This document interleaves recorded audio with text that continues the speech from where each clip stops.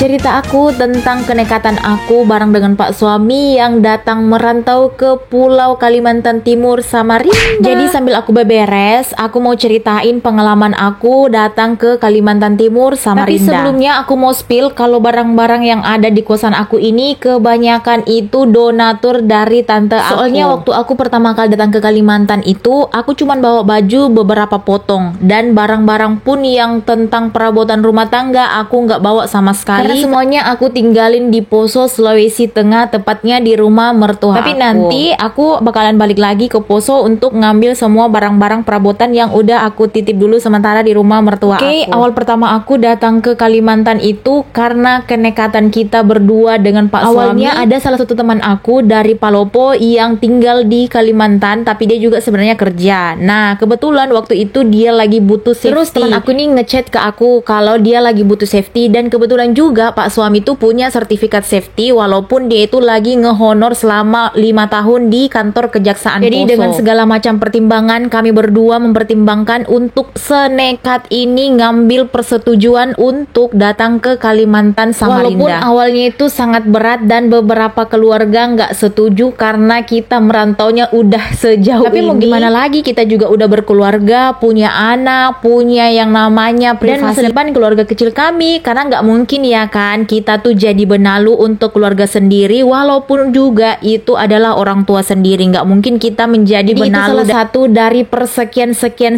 keputusan yang kita pertimbangkan berdua Pak suami sebelum datang menginjakan kaki ke Kalimantan. Tapi tidak semudah itu juga kami bisa datang langsung ke Kalimantan, karena waktu itu kami harus berproses selama 2 bulan lamanya untuk menunggu kepastian apakah iya bakalan diterima di tempat kerja salah satu tempatnya teman aku. Jadi selama 2 bulan lamanya kami juga berdoa, meminta pertolongan, meminta jawaban dari Tuhan apakah ini jawaban yang pasti untuk kami ambil. Dan akhirnya Tuhan mengiyakan. Selama 2 bulan lamanya kami menunggu. Tepat di bulan 9 akhirnya Pak suami mendapat panggilan dari Kalimantan, dan di situ adalah awal aku berdua dengan Pak suami harus LDM. Karena aku harus balik ke kota Palopo dan Pak suami langsung berangkat ke Kalimantan. Nah, di sini adalah awal cerita tentang pikiran-pikiran orang-orang yang ada di kampung. Kalau kita yang datang merantau ke Kalimantan itu bakalan banyak uang dan kaya raya. Ya ampun, aku sih aminin aja. Walaupun ekspektasi semua orang-orang yang ada di kampung itu tidak sesuai dengan yang mereka pikirkan. Karena mereka itu cuma berpikiran dari omongan-omongan orang lain bahwa orang-orang yang datang ke Kalimantan merantau itu orangnya semua pada kaya raya semua dan banyak uang. Tapi pada kenyataannya itu nggak sama sekali semuanya merata. Kalau orang datang ke Kalimantan bakalan banyak uang dan kaya raya. Apalagi itu ya, aku dan Pak suami di sini posisinya bukan pewaris dari siapapun, baik itu dari keluarga, orang tua. Karena pada dasarnya kami berangkat juga dengan hasil uang yang kami tabung sendiri, nggak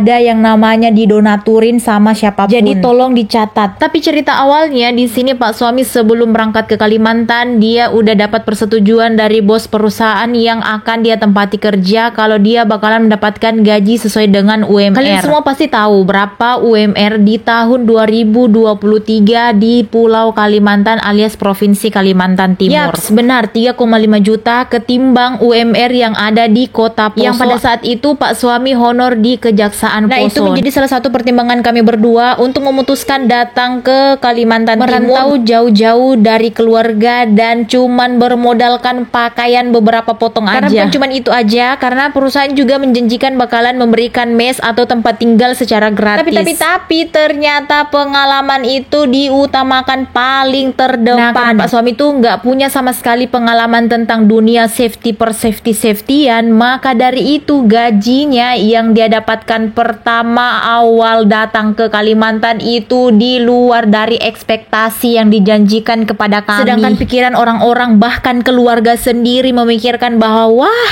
uangnya Norman dan Yeni udah banyak banget nih karena udah tinggal di Kalimantan. Tapi itu memang dasarnya emang salah karena nggak pernah menceritakan sedetail apapun tentang masalah keluarga kecil kami ke keluarga, baik itu ke orang tua masing-masing. Karena apa? Kami tuh sudah punya yang namanya prinsip kalau kami itu punya masalah nggak usah diceritain sama keluarga, apalagi ke orang tua kita masing-masing, karena mereka juga punya masalah. Jadi kami simpan rapat-rapat masalah kecil, sedang bahkan besar pun kami kami simpan dari keluarga kita masing-masing. Sampai pada akhirnya pengalaman pertama yang kami dapatkan setelah menginjakan kaki ke Pulau Kalimantan itu tidak seenak seperti orang-orang yang pikirkan kalau orang datang ke Kalimantan itu bakalan banyak uang, bakalan kaya raya. Apalagi kita datang ke sini bermodalkan pakaian tanpa donatur sama sekali dari siapapun. Next, aku lanjutin di part kedua untuk cerita aku bagaimana pertama kali datang di Kalimantan Timur.